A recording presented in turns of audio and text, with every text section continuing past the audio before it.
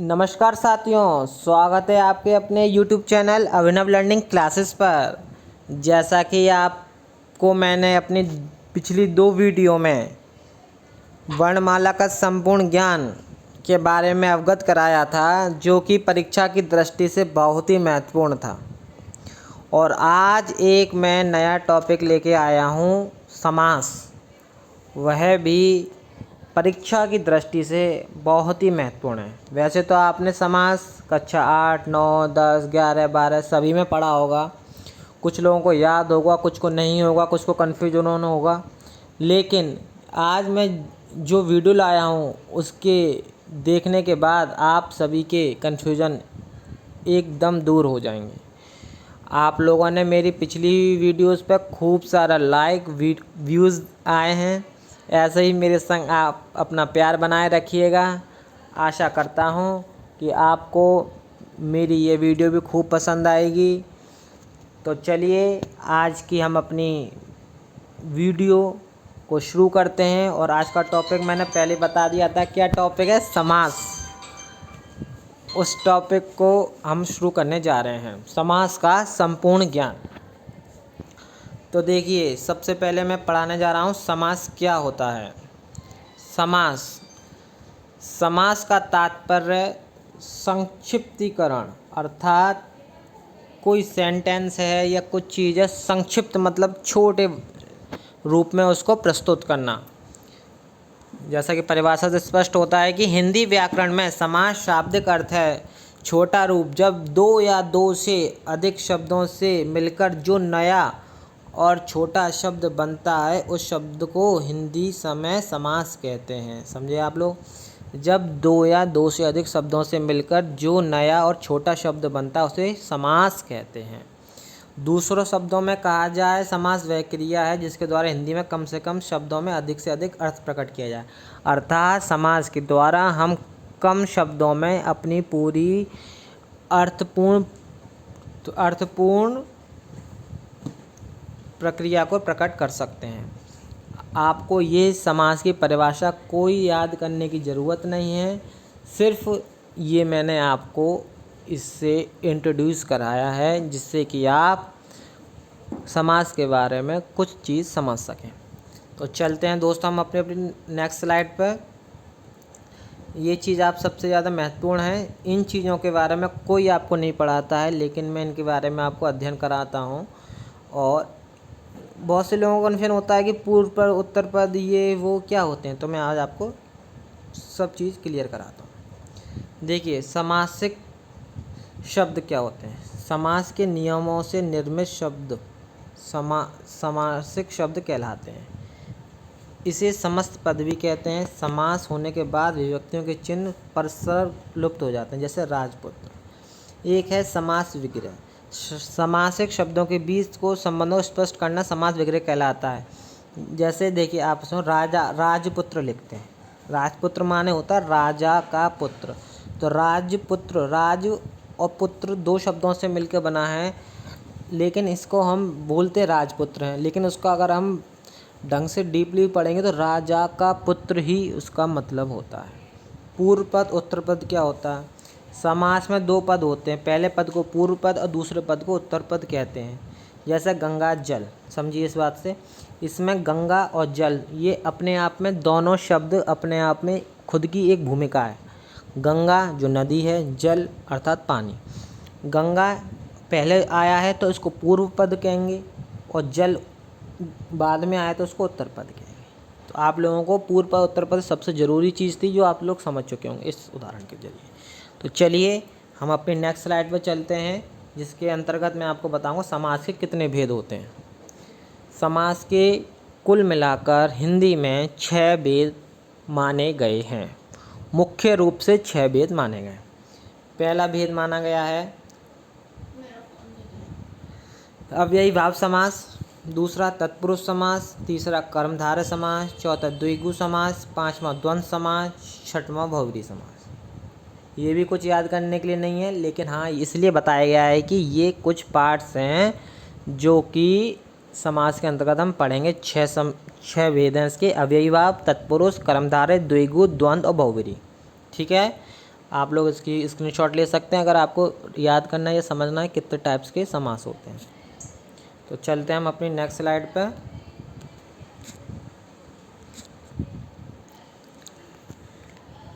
पदों की प्रधानता के आधार पर वर्गीकरण माना गया है। इसमें भी वही मैंने बताया था, पूर्व पद प्रधान अव्ययी भाव में पूर्व पद प्रधान होता है। इसको यहाँ पे सबसे देखिए याद कर सकते हैं, नहीं भी याद कर सकते हैं, लेकिन हाँ आपको अपने हिंट के लिए ये चीज़ थोड़ा सा तो समझना पड़ेगा। जो अव्ययी भाव समास होता है इसमें पूर्व पद प्रधान होता है। पूर्व पद मैंने आपको बताया था ना, जो पहला लगा होगा, जैसे गंगा जल में गंगा पूर्व पद था। तो ऐसी अव्ययी भाव समास को हम कैसे पहचानेंगे? इसमें जो शब्द जुड़ा होगा उसका पूर्व पद प्रधान होगा। प्रधान का अर्थात पूर्व पद मेन रोल में होगा और सेकंड पद मेन रोल में नहीं होगा। तत्पुरुष, कर्मधारय और द्विगु समास में लास्ट वाला पद प्रधान होता है। पूर्व पद प्रधान नहीं होगा, लास्ट में जो पद आएगा वो प्रधान होगा। द्वंद्व में दोनों पद प्रधान होते हैं और बहुव्रीहि में दोनों पद अप्रधान होते हैं। ये आप थोड़ा सा अगर इस वाली बात पे क्लियर कर लें, कोई ये टीचर आपको नहीं पढ़ाएगा, लेकिन मैंने आपके लिए स्पेशल ये चीज़ कलेक्ट करके लाया हूँ। ये मैंने खुद स्लाइड बनाया है, इसमें आपको समझने की चीज़ है। आप इसको समझें कि अव्ययी भाव आप याद करिए पूर्व पद प्रधान है।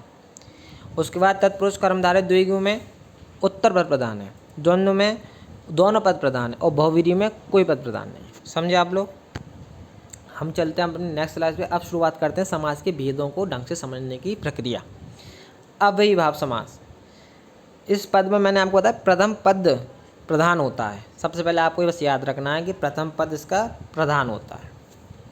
इसमें प्रथम पद प्रधान होता है और उसका अर्थ प्रधान होता है, उसे अव्ययी भाव समास कहते हैं। ये तो मैंने अभी पिछले स्लाइड में आपको पढ़ाया। इसमें अव्यय पद का प्रारूप लिंग वचन कारक में नहीं बदलता है, वो हमेशा एक जैसा रहता है। दूसरे शब्दों में कहा जाए तो यदि एक शब्द की पुनरावृत्ति हो और दोनों शब्द मिलकर अव्यय की तरह प्रयोग हो, वहाँ पर अव्ययी भाव समास होता है। संस्कृत में उपसर्ग युक्त पद भी अव्ययी भाव समास ही माने जाते हैं। ये कुछ याद नहीं करना है हमको, दूसरे शब्दों में क्या है ये वो कुछ नहीं, बस सबसे पहली लाइन हमें याद करनी है। इसमें प्रथम पद जो होता है प्रधान होता है। इसमें अव्यय पद का प्रारूप लिंग वचन कारक में नहीं बदलता, वो हमेशा एक जैसा रहता है। इसमें लिंग वचन के आधार पे हम बदलाव नहीं करते हैं, वो हमेशा एक रहता है। जैसे उदाहरण से आप समझ सकते हैं, यथाशक्ति, शक्ति के अनुसार। इसमें अब आप कहेंगे प्रथम पद का प्रधान किस रूप में है? अब आप देखिए, सिर्फ यहाँ पे अगर यथा नहीं होता, सिर्फ शक्ति होता, शक्ति माने ताकत है, लेकिन यहाँ यथा लग गया शक्ति के आगे, तो शब्द का पूरे का अर्थ बदल गया। शक्ति माने तो ताकत है, यथाशक्ति माने शक्ति के अनुसार। ऐसी दूसरा आप देखिए यथाक्रम, क्रम माने जैसे एक क्रम के अनुसार होते हैं, क्रमबद्ध होती तरीके की, लेकिन यथा लग गया तो क्रम के अनुसार। ऐसे यथा नियम है। प्रति वर्ष देखिए, वर्ष है तो कोई सी वर्ष हो सकती है, कोई सी भी सन हो सकती है। प्रति वर्ष माने हर वर्ष हो गया। प्रति यहाँ अब आप खुद समझ रहे होंगे कि प्रथम पद के प्रधान कैसे हुआ। इसमें अगर सिर्फ वर्ष लिखे हैं तो आप वर्ष को अलग, लेकिन प्रति वर्ष लिख दिया है तो उसका पूरे का अर्थ बदल गया, इसलिए यहाँ प्रथम पद प्रधान है। आप देखें जैसे लिखा है धड़ाधड़, धड़ धड़ की आवाज़ के साथ, और सिर्फ धड़ लिखा होता। धड़ माने शरीर का कोई हिस्सा भी होता है, धड़ को शरीर भी कह देते हैं। अब आप देखिए मरण माने मरना, आमरण माने मृत्यु तक। तो आप यहाँ देखिए इस वाले में प्रथम पद प्रधान है, इसमें प्रति है, इसमें यथा है, इसमें धड़ा है, इसमें आ है, मरण होता है, इसमें यथा है। इस टाइप के शब्द जो प्रथम पद प्रधान है वह अव्ययी भाव समास के अंतर्गत आते हैं। अब हम चलते हैं अपने दूसरे भेद की तरफ जो समास का था। पहला अव्ययी भाव था, दूसरा है तत्पुरुष समास। तत्पुरुष समास के अंतर्गत क्या होता है?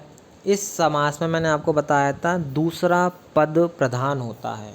इसमें क्या होता है? दूसरा पद प्रधान होता है, जो कि ये लिख रहा है यहाँ पे, देखिए आप, दूसरा पद प्रधान होता है। और ये कारक से जुदा समास होता है। गलत लिख दिया, ये कारक से जुड़ा समास होता है, हमेशा जुड़ा हुआ होता है। ठीक है, आप इसी लाइन को बस पढ़ें। इसमें दूसरा पद प्रधान होता है। ठीक है, समझ रहे हैं आप। इसमें ज्ञात विग्रह में जो कारक प्रकट होता है उसी कारक वाले वो समास होता है। इसमें बनाने में दो पदों के बीच कारक चिन्हों का लोप हो जाता है, उसे तत्पुरुष समास कहते हैं। अर्थात आपको याद करना है, तत्पुरुष समास में दूसरा पद प्रधान होता है। इसमें बनाने में दो पदों के बीच कारक चिन्हों का लोप हो जाता है, उसे तत्पुरुष समास कहते हैं। देखिए उदाहरण से समझिए आप। देश के लिए भक्ति, सिर्फ लिख रहा है देशभक्ति। ठीक है, इसका अगर आप खोल के लिखेंगे कि कैसे है, तो देश के लिए भक्ति, लेकिन देशभक्ति के में के लिए नहीं है। देशभक्ति सिर्फ ऐसे लिख दिया है इसमें, और जब खोला तो के लिए भी आया, लेकिन लिख रहा है ना दो पदों के बीच कारक के चिन्हों का लोप हो जाता है। कारक के ये के लिए यहाँ पे लोप हो गया, देशभक्ति देशभक्ति यहाँ था, लेकिन इसको हमने खोल के विग्रह किया, देश के लिए भक्ति। राजा पुत्र, राजा का पुत्र राजपुत्र कहते हैं। शर से आहत शराहत है। तुलसीदास कृत, अब आपको ये शब्द है, अब ये मान लो क्वेश्चन में आया तुलसीदास कृत में कौन सा समास, तो आप कैसे पहचानेंगे कि इसमें अव्ययी भाव है कि तत्पुरुष है, कैसे? देखिए इसमें देखिए लास्ट वाला पद प्रधान कैसे, अगर सिर्फ तुलसीदास होता तो तुलसीदास तो एक नाम है। कृत, देखिए कृत आ गया ना। अगर यहाँ कृत नहीं होता, सिर्फ तुलसीदास होता तो तुलसीदास तो एक नाम है, लेकिन तुलसीदास कृत मतलब तुलसी द्वारा कृत। समझ रहे हैं आप। ऐसे लिखा राज लिखा होता महल, इसमें मान लो महल है, ये है प्रधान। राज तो किसी भी लड़के का नाम भी हो सकता है, राज माने हम किसी पे राज कर रहे हैं मतलब। अब आप यहाँ पे देखिए, यहाँ क्या, राजा का महल, राज महल है तो राजा का महल, इसमें दूसरा पद प्रधान हुआ कि नहीं हुआ, बताइए। इस वाले को देखिए, रहा खर्च। अब मान लो यहाँ पे सिर्फ ये होता रहा माने क्या होता, राह माने रास्ता भी होता है, राह माने चुनौतियों से भरा हुआ जो रास्ता, उसको पार करने के लिए राह कहते हैं कि कौन सी राह पे जाना चाहते हैं। अब यहाँ लेकिन खर्च जुड़ गया, तो राह के लिए खर्च, राह खर्च। अर्थात आपने इन सब उदाहरणों में देखा होगा कि इसका लास्ट का जो पद है वह है प्रधान है, प्रथम पद प्रधान नहीं है, वहाँ तत्पुरुष समास का प्रयोग होता है। चलिए हम चलते हैं तत्पुरुष समास के भेद। अब आप और अच्छे तरीके से ये समझेंगे कि कैसे इसको हम समझ सकते हैं कि यहाँ पे तत्पुरुष समास आएगा। देखिए तत्पुरुष समास के 6 भेद होते हैं। आपने पढ़ा होगा कर्ता, कर्म, करण, संप्रदान, अपादान, संबंध, अधिकरण और संबोधन। इसमें फर्स्ट वाला कर्ता और संबोधन वाले को हटा के 6 जो बीच के रह जाते हैं उन वाले समास के लिए लिया जाता है। जैसे कि इसमें आप देखिए कर्ता, कर्म, संप्रदान, कर्ता नहीं, कर्म, करण, संप्रदान, अपादान, संबंध, अधिकरण। इसमें क्या होता था, आप लोगों ने पढ़ा होगा छोटी कक्षाओं में, हम इसको कैसे याद करते थे, कर्ता ने कर्म को करण से संप्रदान के लिए अपादान के में पेपर, ऐसे करके याद करते थे ना। उसी टाइप का जब हम समास में पढ़ रहे हैं तो इन 6 की ज़रूरत पड़ेगी। और आप देखिए जैसे कि मैं समझाना चाहूँ, जैसे कि कर्म, देखिए कर्म तत्पुरुष समास को लेके चलते हैं। पहला कर्म तत्पुरुष समास में क्या है, कर्ता ने कर्म को, कर्म का क्या होता है, को। कर्म के लिए क्या विभक्ति में आता था, को मानते थे ना। तो देखिए रथ चालक, मान ले आपके लिए क्वेश्चन आया क्वेश्चन में कि रथ चालक में कौन सा समास है। अब आप इसको खोल के लिखिए, विग्रह करके लिखेंगे तो क्या हुआ, रथ को चलाने वाला। तो देखिए ये को आ गया, को आ रहा है, ये कर्म वाला हो गया, तत्पुरुष के अंदर आ गया। फटाफट से आप देखो तत्पुरुष पर टिक लगा देंगे। जैसे आ गया मुंह तोड़, मुंह तोड़ माने मुंह को तोड़ने वाला। अब यहाँ पे भी को आ गया, कर्म तत्पुरुष के अंदर आ गया, फटाफट से तत्पुरुष समास के अंदर आप लगा जाएंगे। देशगत, देश को गया हुआ, को आ गया। जनप्रिय, जन को आ गया। मरणासन, मरण को आसन को आ गया। ये सब कर्म के आ गए अंतर्गत। और आप फटाफट से देख के तत्पुरुष पे इस पर टिक लगा के आ जाएंगे। ठीक है दोस्तों, ऐसे ही करण के लिए कर्ता ने कर्म को करण से, इसमें क्या होगा, से आएगा बीच में शब्दों में। जैसे देखिए ज्वरग्रस्त से, मंदांध मद से अंधा, रस भरा रस से भरा, आँखों देखी आँखों से देखी, भयाकुल से, ये समय से आ रहा है। जैसे मन चाहा मन से चाहा, तो ये भी करण तत्पुरुष के अंदर आ गया, अर्थात तत्पुरुष समास के अंदर आ गया। फटाफट से तत्पुरुष समास देगा और टिक लगा के एक नंबर हमने अपनी जेब में डाल लिया। संप्रदान तत्पुरुष आया, क्या होता था, के लिए। इसकी क्या पहचान है, इसमें वाक्य में के लिए आएगा। देखिए विद्यालय विद्या के लिए आलय, रसोई घर रसोई के लिए घर, स्नान घर स्नान के लिए घर, सत्याग्रह सत्य के लिए आग्रह, देवालय देव के लिए आलय, गौशाला गौ के लिए शाला, इसमें के लिए जुड़ेगा बीच में। ये संप्रदान के अंतर्गत आता है और ये तत्पुरुष समास के अंतर्गत आया। टिक लगाइए, एक नंबर फिर से अपने जेब में डालिए। फिर आता है अपादान। अपादान के अंदर क्या आता है, बताइए बताइए। अपादान में आता है जैसे पेड़ से पत्ता गिरा से अलग होना। देखिए इसको आप समझिए, इसकी क्या है ट्रिक, जो बहुत सबसे सरल है। अपादान तत्पुरुष समास, इसमें दो पदों के बीच अपादान कारक छपा होता है। अपादान कारक को चिन्ह से या विभक्ति से अलग, अलग मतलब अलग, कुछ चीज़ टूट रही है, अलग हो रही है, जुदा हो रही है, उस चीज़ से हम समझते हैं ये अपादान है। जैसे पाप मुक्त, पाप से मुक्त अलग हो गया, पाप से मुक्त हो गया।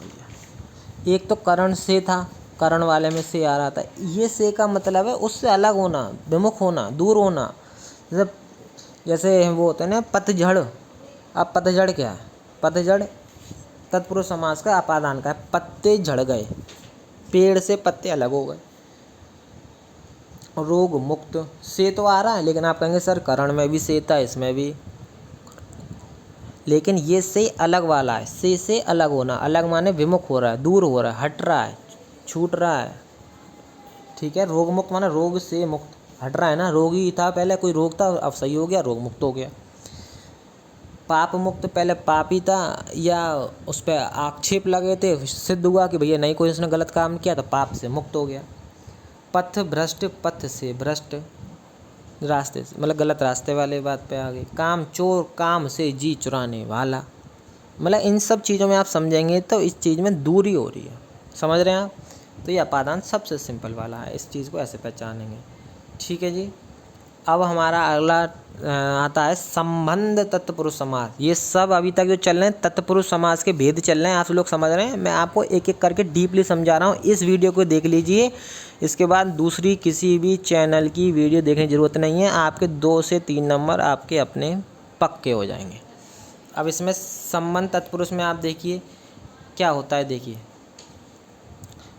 का की के, इसका विभक्ति की का की के होती है, चिन्ह या का की के, इसकी पहचान क्या है, का की के। राजपुत्र राजा का पुत्र, गंगा का जल, लोकतंत्र, दुर्वा दल, देव पूजा, आम वृक्ष, राजकुमारी, जल धारा, का की के लगेंगे बीच में।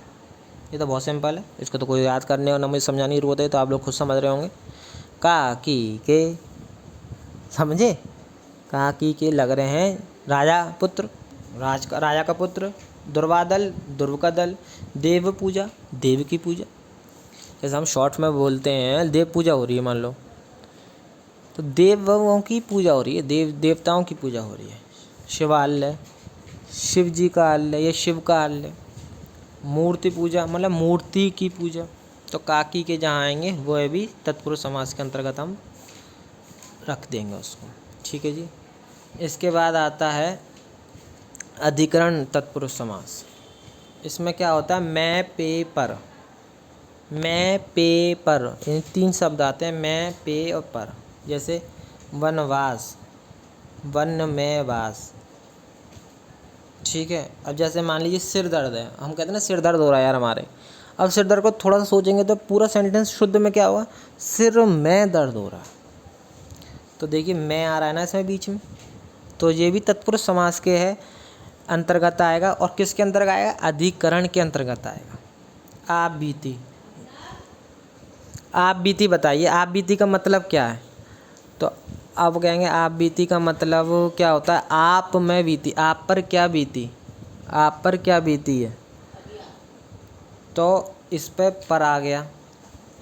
जलमग्न आ गया, जैसे जलमग्न मतलब जल में मग्न, इसमें मैं आ गया। दीन दयाल, दीनों पर दयाल, पर आ गया। तो आप लोग ये समझिए, इसकी पहचान है मैं और पर, दो शब्द आएंगे बीच में, ठीक है ना। और अगर मेरे समझाने में कुछ कमी लगती है तो आप मुझे कमेंट करिए, मुझसे डायरेक्टली पूछिए, मैं आपको कमेंट्स में उनको और अच्छे से समझाने की कोशिश करूँगा जो आप लोगों की प्रॉब्लम्स होंगे। चलिए अगले हम अपनी स्लाइड पर चलते हैं। अब हम आते हैं अपने नए समास की तरफ। उसके सब मैंने पार्ट्स ख़त्म कर दिए। कहाँ कहाँ तक मैंने समझाया बताइए, आप लोगों को याद है क्या?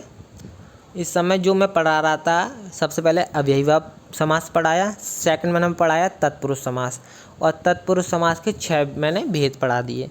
अब आता है कर्मधारय समास। कर्मधारय समास, ठीक है। इस समास का उत्तर पद प्रधान होता है, तो हमने सबसे पहले पढ़ लिया था। कौन? तत्पुरुष, कर्मधारय और द्विगु का उत्तर पद माने लास्ट वाला पद प्रधान होता है, ठीक है। इस समास में विशेषण विशेष्य और उपमेय उपमान से मिलकर बनते होते हैं। अब विशेषण क्या होता है? जिसकी हम विशेषता बताते हैं। और विशेष्य क्या होता है? विशेषण जिसकी विशेषता बताता है। समझे आप लोग? कर्मधारय समास के उदाहरण समझिए अब आप। जैसे अब आप समझिए, देखिए धीरे धीरे।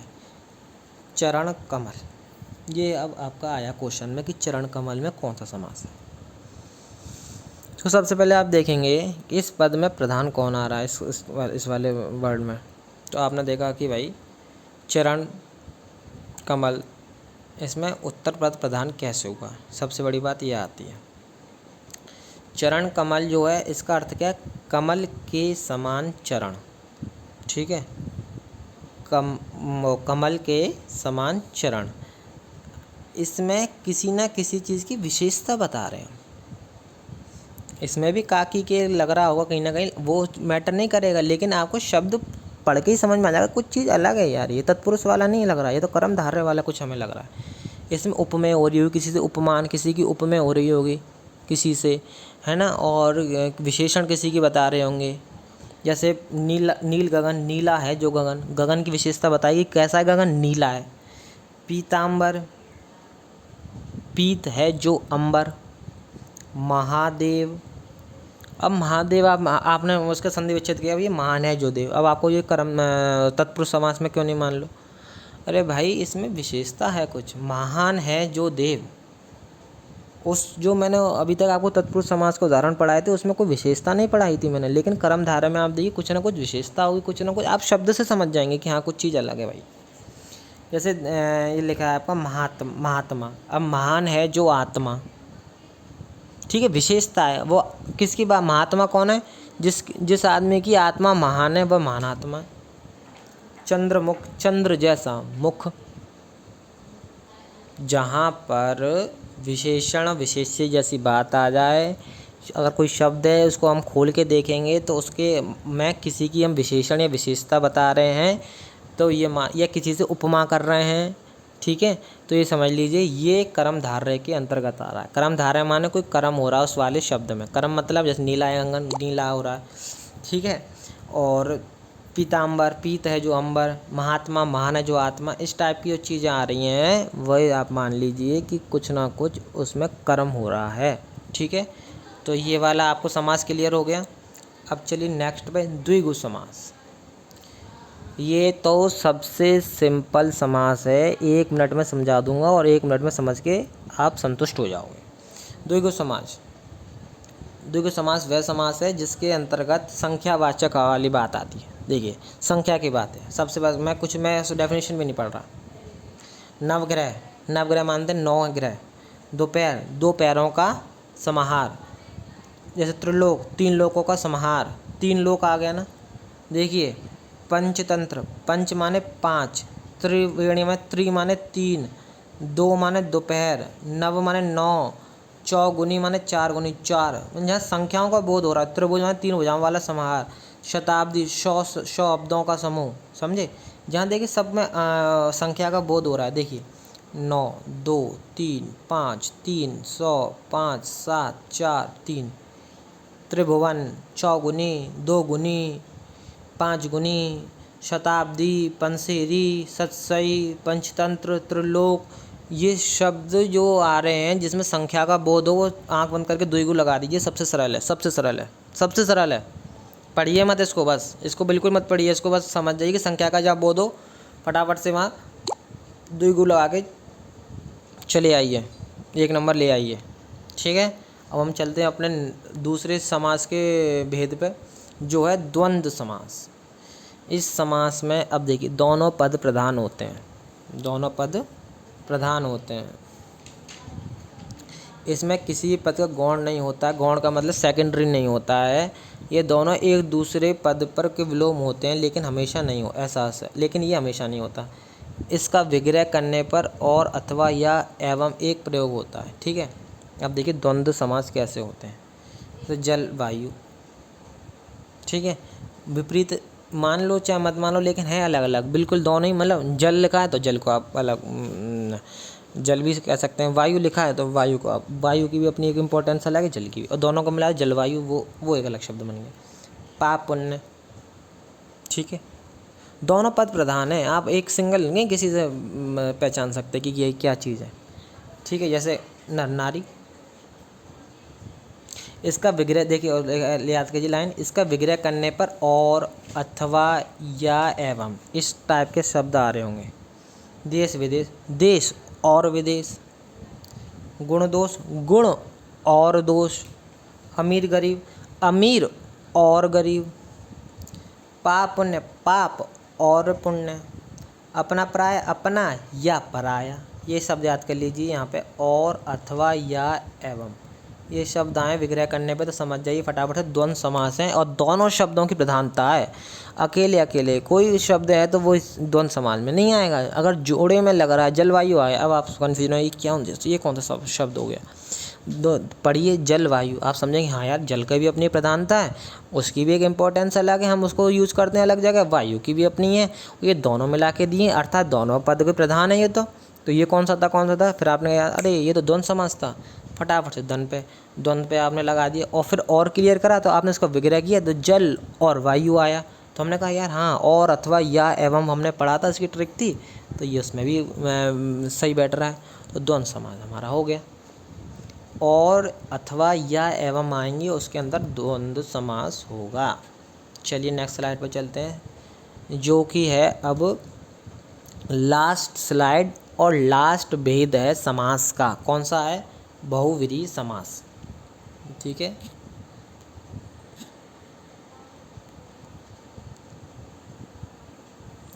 बहुव्रीहि समास। बहुव्रीहि समास में क्या होता है, इस समास में कोई भी पद प्रधान नहीं होता।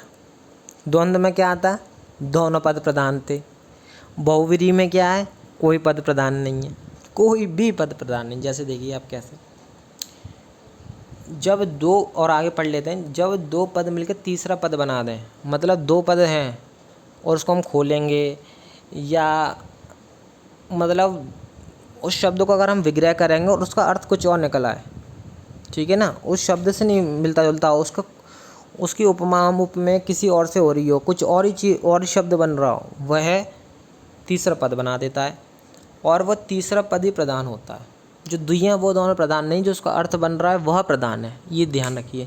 चलिए, इसका विग्रह करने पर वाला है, जो, जिसका, जिसके, जिसकी, वह, ये शब्द आते हैं। जिसका जिसकी वाली बात का याद कर लीजिए, वाला है, जो, जिसका, जिसकी, जो, जिसका, जिसकी, जो, जिसका, जिसकी। ठीक, जैसे हम आते हैं गजानन, गज का आनन है जिसका। अब आप कहेंगे सर जैसे आपने अभी तो पढ़ाया था कि जैसे कोई शब्द ऐसा समझ में आए द्विगु वाले में, नहीं सर द्वंद्व में, जैसे नीला गगन, नील गगन, या आपने कहा था महात्मा लिखा। देखिए महात्मा लिखा है वहाँ शब्द, तो महान है जो आत्मा, वहाँ कोई और तीसरा शब्द प्रकट नहीं हो रहा। महात्मा, महान है जो आत्मा, ये तो समझ में आ रहा है, ठीक है, कर्मधारय में, लेकिन तीसरी चीज़ नहीं बन रही। लेकिन देखिए यहाँ पे अब जैसे मैंने कहा नीलकंठ, इसका मैं लिख सकता हूँ नीला है जिसका कंठ, लेकिन इसके बाद भी एक और अर्थ निकलना है। नीला है कंठ किसका कहते हैं हम? शिव शंकर जी का। तो शिव शंकर का जब हम नीला कंठ कहते हैं, तीसरा पद निकला वह मेन हो गया, शिव को नीलकंठ कहते हैं। ठीक है, ये दोनों एक दूसरे के पर्यायवाची हो गए। लेकिन नीलकंठ का विग्रह किया तो नीला है जो कंठ हुआ, और उसके बाद भी एक शब्द निकला शिव जी, तो वह शिव जो बना वो प्रधान हो गया। जैसे चतुर्भुज, 4 भुजाओं वाला, अब 4 भुजाओं विष्णु जी वाले को भी, विष्णु जी को भी कहते हैं। अब देखिए यहाँ पर गजानन, गज का है आनन जिसका, गणेश जी को कहते हैं। मतलब विग्रह करने के बाद तीसरा शब्द कोई मिले और वही प्रधान हो, उसी की इम्पोर्टेंस हो, वह बहुव्रीहि समाज के अंतर्गत आता है। समझे आप लोग। जैसे लंबोदर, लंबा है उधर जिसका, लंबा है उधर जिसका, किसका, गणेश जी का, गणेश जी का लंबा है उधर, ठीक है ना। तो लंबोदर का हमने विग्रह किया तो लंबोदर हो गया, लेकिन किसका निकला वो शब्द, गणेश जी का। तीसरा पद जो बना वो प्रधान हो गया। समझ रहे ना आप लोग, तीसरा पद जो बनता है निकल के वह प्रधान हो, वह बहुव्रीहि समास के अंतर्गत आता है। तो समझे दोस्तों, आज हमने पढ़े समास, और मैंने अपनी तरफ से बहुत ही अच्छे से आपको समझाने की कोशिश करी है। और समास में आपने लोगों ने देखा कि मैंने यहाँ से शुरू करा, समास क्या होता है, समास के भेद पढ़ाए थे, अव्ययीभाव, तत्पुरुष, कर्मधारय, समास, द्विगु समास, द्वंद्व और बहुव्रीहि। उसके बाद मैंने ये समझाया था पूर्व पद क्या होता है, उत्तर पद क्या होता है, दोनों पद किस में है, ये सब समझाया था किस किस के क्या है। अव्ययीभाव समझाया था। अव्ययीभाव में क्या समझाया था मैंने आप लोगों को, अव्ययीभाव में मैंने समझाया था कि प्रथम पद प्रधान होता है, ठीक है, जैसे ये मैंने सब समझाया था, यथा व्यथा लिखे थे। उसके बाद मैंने आपको तत्पुरुष समझाया था, इसमें दूसरा पद प्रधान होता है, और इसके मैंने आपको भेद पढ़ाए थे। देखिए, कर्म करण संप्रदान, कर्ता ने कर्म को करण से संप्रदान के लिए, अपादान के लिए, ये सब मैंने आपको पढ़ाया था। देखिए, ये सब मैंने इसके तत्पुरुष समास के भेद पढ़ाए। फिर उसके बाद कर्मधारय समाया था। कर्मधारय में क्या होता है, जब हम शब्द को पढ़ने में आपको अच्छा लगेगा, अलग शब्द दिखेगा, नॉर्मल यूज का शब्द नहीं दिखेगा, और उसमें विशेषण विशेष्य होगी, और उस शब्द का विग्रह करने पे तीसरा नया शब्द नहीं बनना होगा। समझ में आ रहा है, वह कर्मधारय समास हो गया। द्विगु वाला तो बहुत सरल था, जिसमें संख्या का बोध होता है, वो द्विगु समाज में आ गया था। द्वंद्व समाज में क्या होता है, ये आप ध्यान रख लीजिए, द्वंद्व समाज में दोनों पद प्रधान होते हैं, और अथवा या एवं का विग्रह करने पर प्रयोग होता है। उसके बाद आता है बहुव्रीहि। बहुव्रीहि में क्या होता है, दोनों पदों को खोलने के बाद तीसरा जो पद बनता है वही प्रधान होता है। और जैसे मैंने बताया, नीलकंठ, लंबोदर, दशानन, चतुर्भुज। समझे आप लोग, सभी दोस्तों को समझ में आया होगा, आशा करता हूँ। यदि आप लोगों को मेरी इस वीडियो से कुछ हेल्प मिलती है और आपके मार्क्स कुछ इंक्रीज़ होते हैं पेपर में, तो आप लोग मुझे बताइएगा, और मुझे कहाँ पर क्या सुधार करना है वह भी कमेंट्स करिएगा। मेरी इस वीडियो से आप लोगों को कितनी हेल्प हुई ये भी कमेंट सेक्शन में ज़रूर बताइएगा। यदि आप सभी को ये वीडियो पसंद आए तो मेरे चैनल को सब्सक्राइब, लाइक और इस वीडियो को शेयर करिए, और कमेंट्स में ये ज़रूर बताइएगा कि इस वीडियो में क्या कमी रही, कहाँ पे मुझे सुधार करना है। और सब्सक्राइब करने के बाद बेल आइकन दबाना ना भूलें। बहुत बहुत धन्यवाद। आज के लिए धन्यवाद।